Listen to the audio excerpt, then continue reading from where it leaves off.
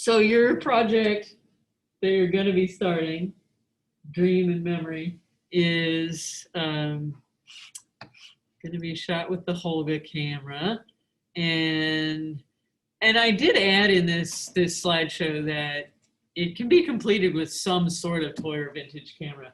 I've got Holga cameras available for you to check out, so you're more than welcome to check out a Holga camera and all the cool little things that come with it.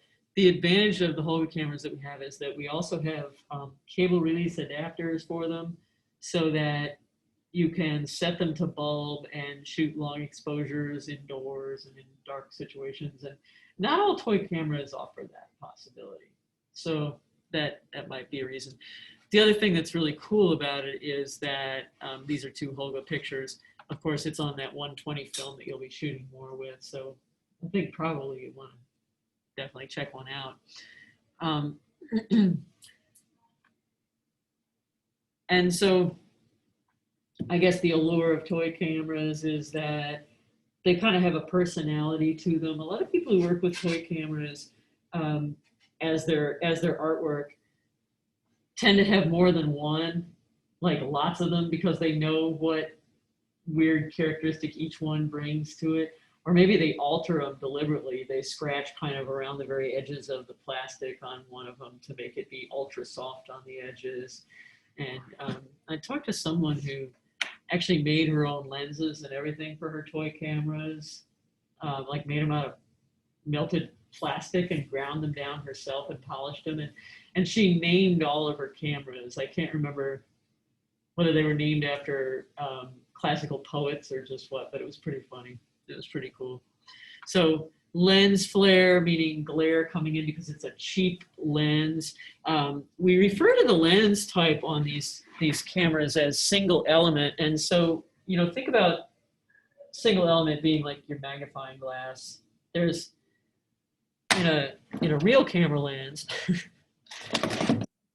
you know, there's like 4 elements making this up. Like there's not just a solid chunk of glass on, like, this glass on this side is not, it's not the same piece. There's a whole bunch in there. On a zoom lens, even more so. And what part of what those things do is control the way the light's flowing in so that it doesn't glare and do crazy things. And then also their coatings. I'm sure you noticed that your lens has sort of a purplish color to it. And that's, there's a lot of technology into that purplish color. It's to, again, you know, cut back on glare and flare and things like that.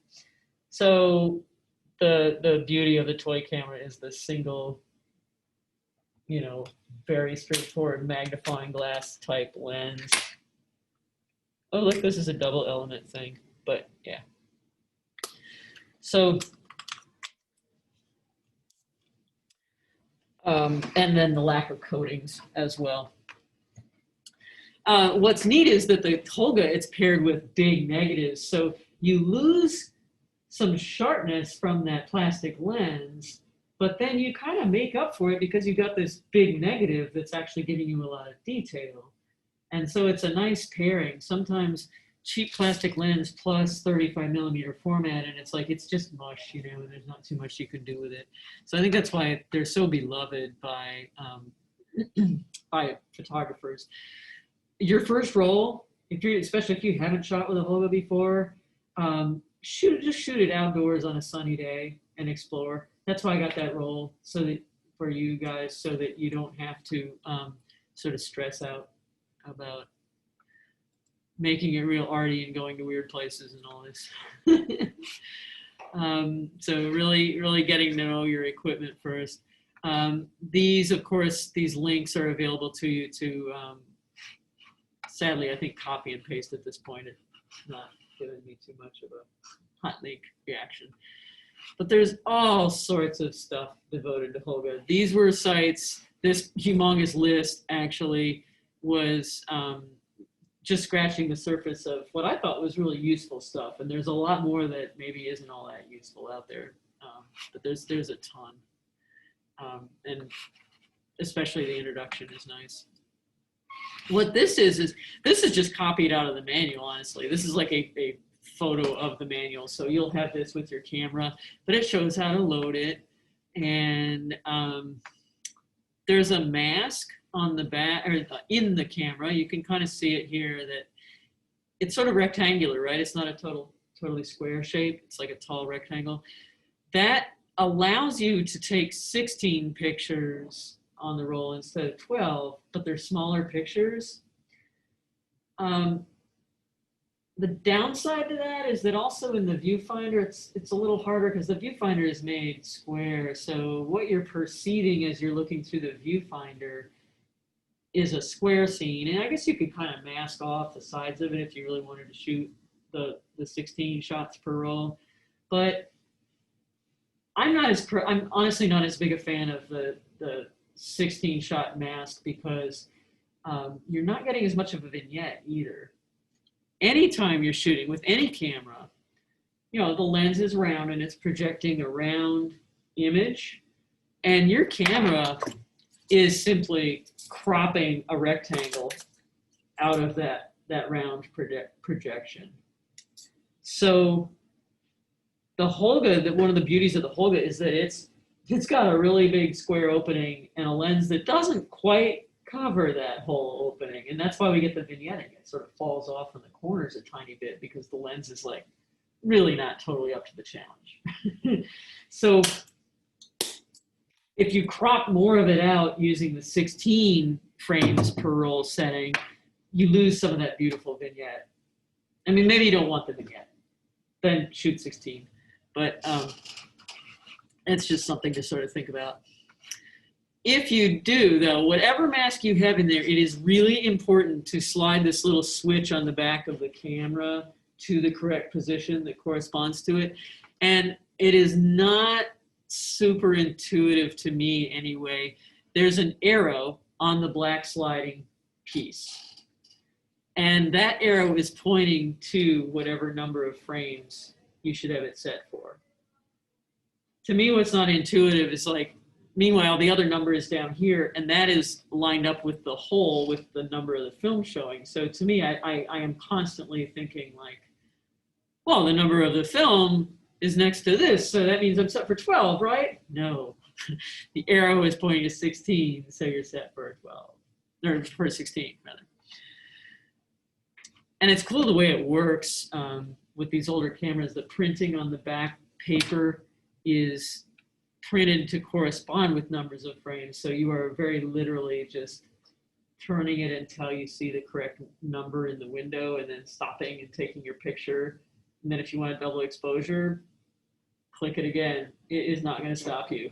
You can click it 500 times and just have a little black rectangle after you develop it. So you do need to develop a system that works for you to remind you. My policy is once I took a picture, unless I want to double expose it, I advance that film to the next frame. Because you know what? The next time I find myself somewhere inspiring, I'm probably going to get all silly and be like, oh, click. And then, yeah. So I would rather have blank film in front of the window and go that way. But the cool thing is, you know, here's videos on loading, unloading, a Velcro modification for the back to make it stay put, all kinds of stuff there. Freestyle, of course, has its own version of the manual, which is, it's kind of nice to have a different perspective than what the manufacturer gives you. In fact, I think it's the Freestyle one that I provide with the cameras when you check them out. Here's an explanation of the masks.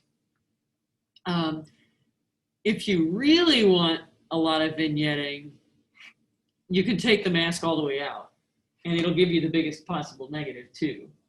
The only downside is I do find it's more prone to scratching the film because that mask is designed to sort of let the film flow over it. So kind of eyeball your camera, and if it looks like there's a little burr or anything that the film's going to get scratched on, to save yourself a lot of retouching in Photoshop or just plain out misery in the darkroom, you might want to sand that down with some superfine sandpaper, like what you use on your pinholes would work. And we talked about this counter business and pairing those two. Focusing this is like gold, this little chart, because on your lens, it's just got the icons, right? It's got the picture of the person. It's got the picture of the nuclear family, right? The kid and the two parents. And then it's got the picture of the, I don't know, wedding party, and then mountains. So this is cueing you in. 3 feet is the closest you can focus with this, because it's kind of a long lens, you know, it's big film, long lens, can't get too close. What I would recommend you do is the Holga strap. You can adjust your strap so that it's only 3 feet, and then you can like unclip it from your camera on one of the snaps and stretch it out to your subject to kind of remind yourself like, oh yeah, that's better, you know, that's as close as I can get. That's a nice little photography tip, the 3-foot camera strap. Look at that, 4 feet. What's all that lie about?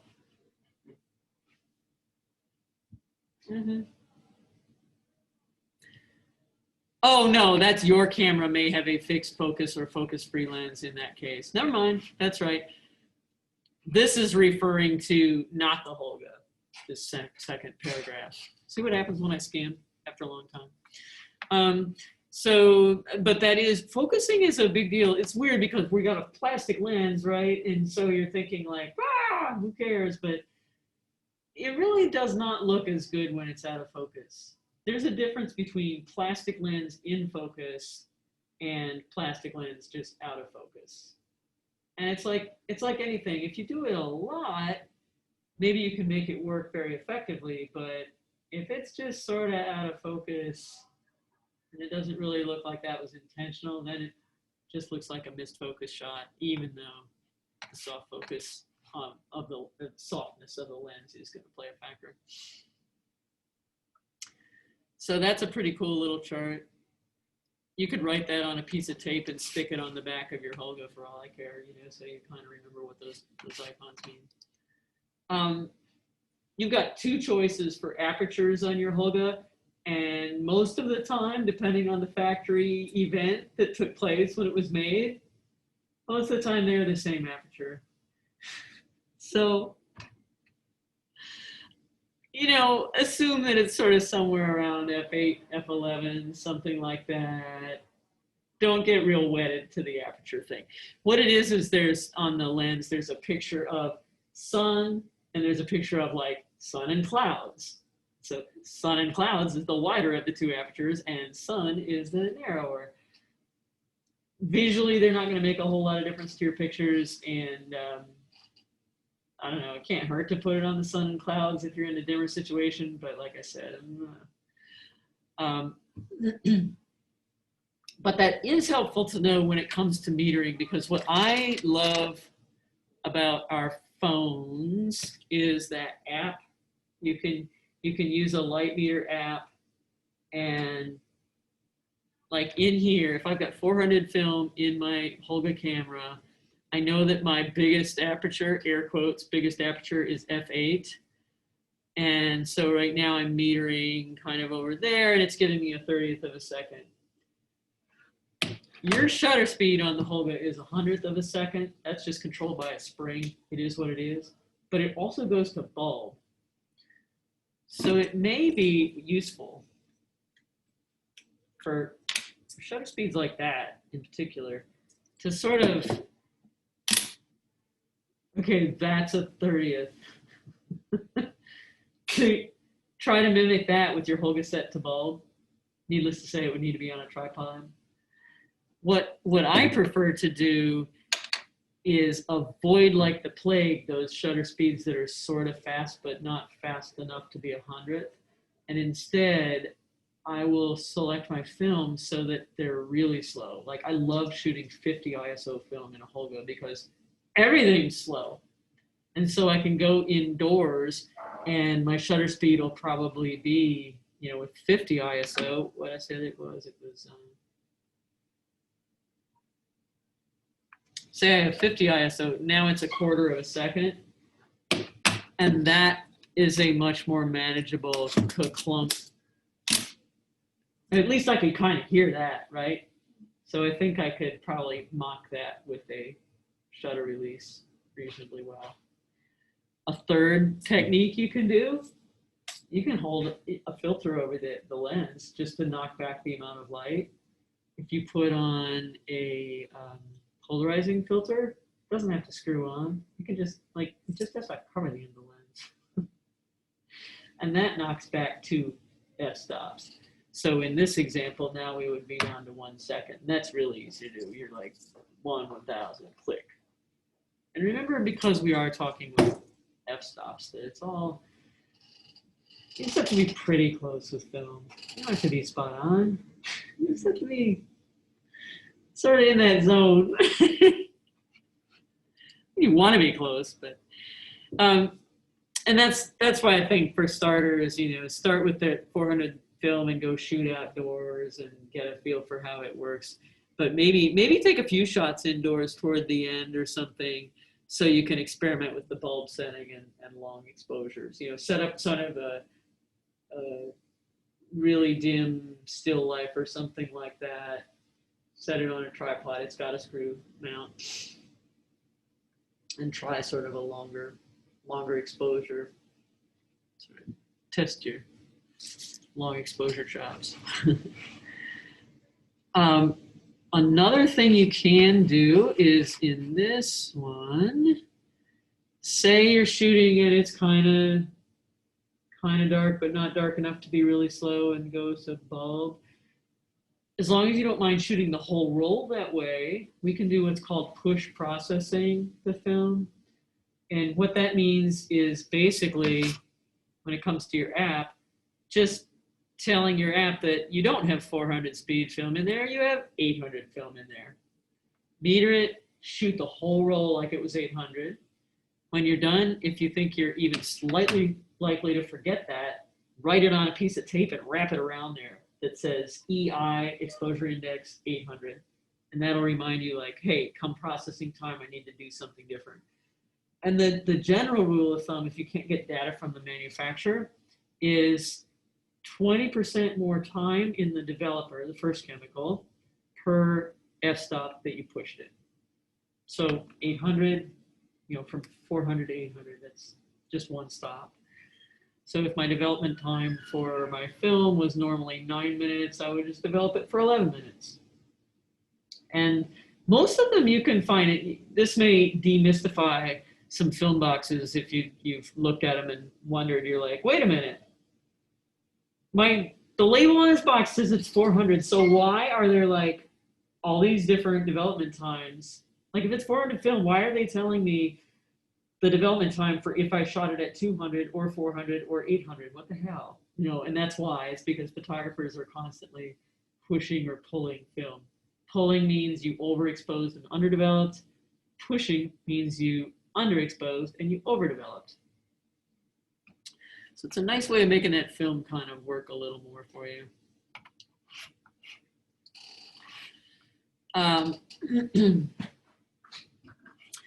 So these are all just ideas about the long exposures and the meters. I do have handheld meters. Like if you don't find the app is working for you, I have a bunch of these little meters that you can check out and use, and they're kind of cool because they're digital. Yeah, Rodney's like, yes. I have it. Matter of fact, I got it in my bag. I went home. Oh wow. That day, and I got it in my bag. Very cool. There we go. But I like the handheld ones way better than digital because for me it's more accurate. Yeah. The thing about these is you really have to be careful where you aim it, and I'm never totally sure. Like okay, are you really seeing that? Like I want to see your wheels turn, so I'll aim it at something dark and then aim it back at where I really am, and like I want to see it think again about the information it's giving me. But yeah, the handheld meters are pretty cool, and I've got lots of them, so you'd be welcome to check those out. Think about really holding it still, even if you're not on a tripod, remembering that shutter speeds are best matched to the focal length of the lens, and that's like I think it's an 80 millimeter lens they have on that thing.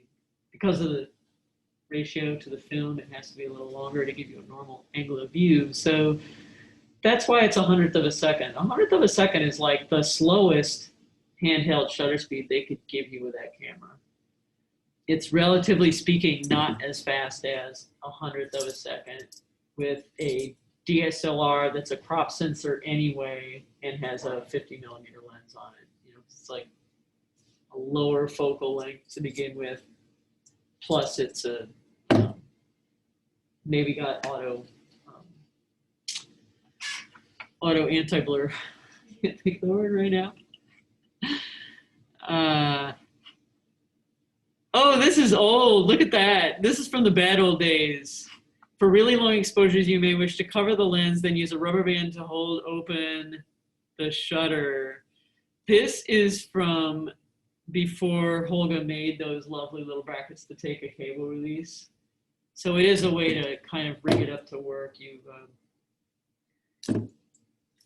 What I like about this, as inconvenient as this sounds, getting your brain around it is what really will solidify what photography is and how it can work for you, and then you'll be able to apply it to a lot of other things. So maybe I have this cantankerous camera that only works on bulb, and maybe I don't have a cable release for it. I can set it to bulb and put the lens cap on. Then I don't know, I'm a fan of using like art gum erasers and tape because they're spongy, right? So I can tape this into place. So now the shutter is held open. And so now this is the shutter, right? Now this is the way the light's gonna get in. And so when I'm ready to take my picture, I do this and I wait whatever amount of time and I put it back on. An advantage to this is like if you're taking pictures, night photos or something like that downtown and a car starts coming down the road and you don't want that car in the shot, yeah, you just cover it and then the car's gone and then you open it up again.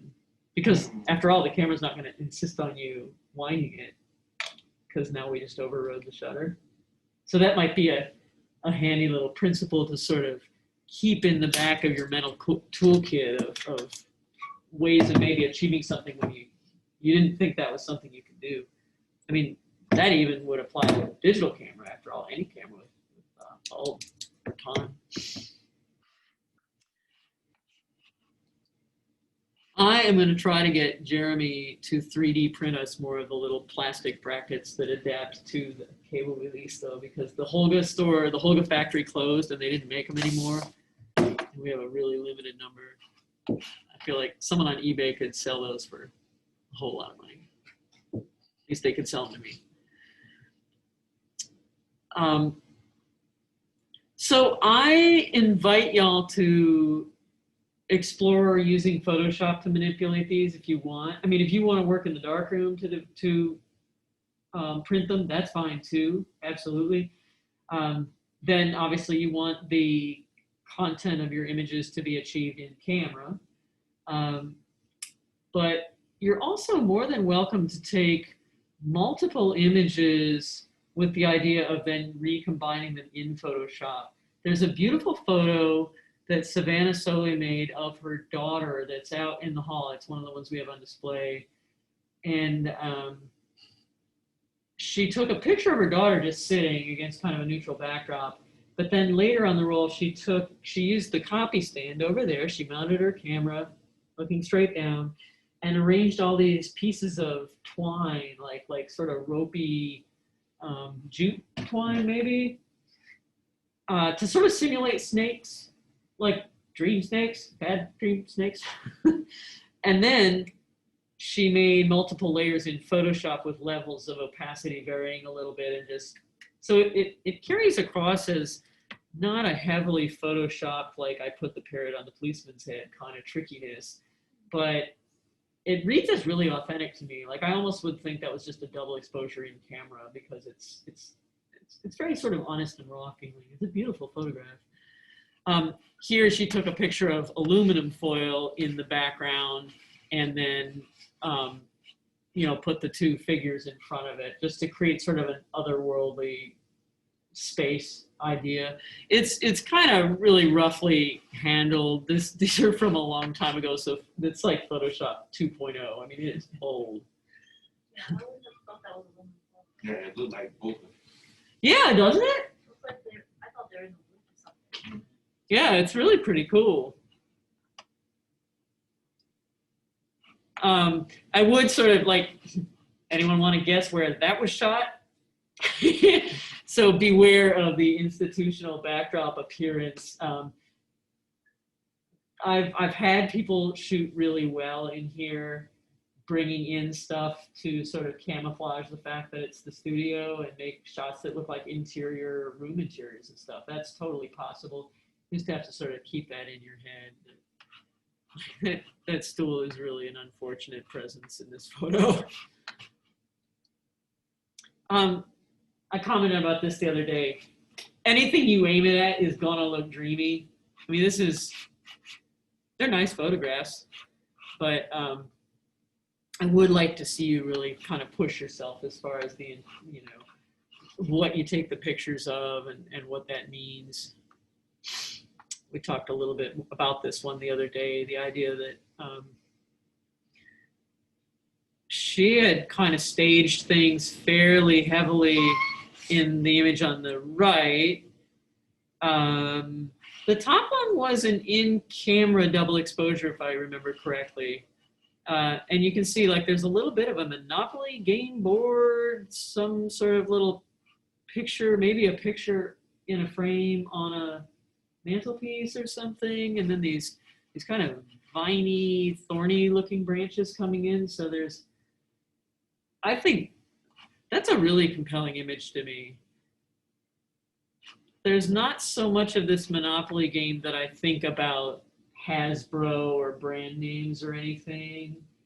I think she succeeded in keeping that as maybe a more symbolic read, like whether it's my family didn't play board games or did play board games, or maybe it's symbolizing somewhat of the plot of Monopoly, that you're concerned about money and taking over the world and whatever it is that she's maybe symbolizing.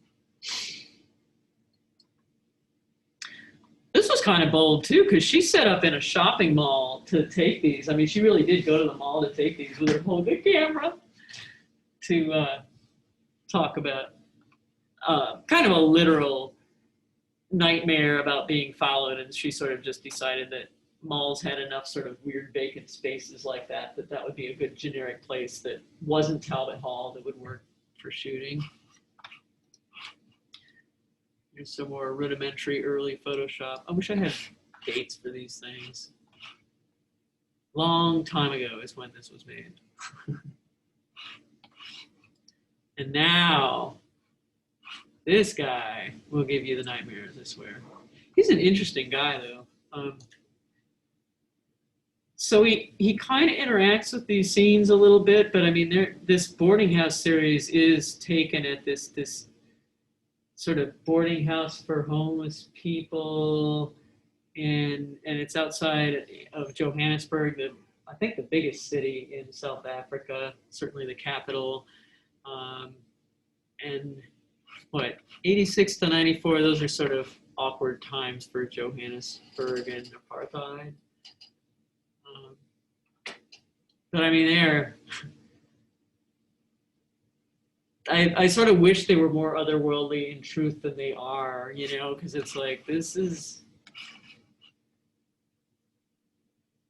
an interesting border, isn't it, between documentary work, because the place really exists, and then this sort of nightmarish thing. And I know some of the drawing on the walls and stuff I think is actually him, but I mean, geez, even like the eyes on the dog, that dog looks like it's blind or something.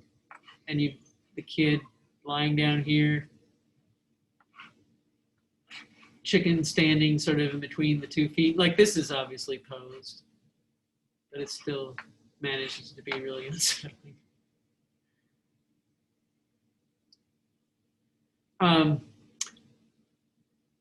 Susan K. Grant, we got to see these at an SPE conference many, many years ago.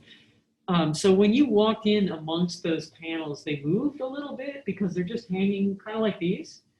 But there is actually the photo printed on that sort of diaphanous fabric. So you would get sort of these shadows and these narrative images that definitely look like they're chapters of a book or stories or something, and yet very much they feel like symbolic or dreamlike in character. And these particular ones are presented as regular prints, but those other ones were similar in character. And it was so remarkable because you'd walk through the space and you would become sort of part of the dream for other viewers who were walking the space, because you'd be moving the panels and changing the relationships between the shadowy figures, plus you'd be lending your own figure to it. And it was really dimly lit, so if you were wearing bright colors, it really didn't interfere that much with the experience. It was really amazing. She's an incredible artist. Right over there in Texas, she's a very active participant in SPE, very accessible. And so these, just as far as how they're shot, it's sheer fabric like that, and the light placed so that the figures and the objects at varying distances are projecting sort of their shadows onto that, and then the camera's on the other side. Really wonderful way of working with scale, you know what I mean? Like, these branches are not that big compared to a human being, but they can be because of placement and distance. And then we talked about these the other day. These are meant to all just kind of bring across, like, give you guys sort of ideas about jumping off points for this, whether it's really super abstract like Susan K. Grant's, or really pretty literal like Joey Christensen's.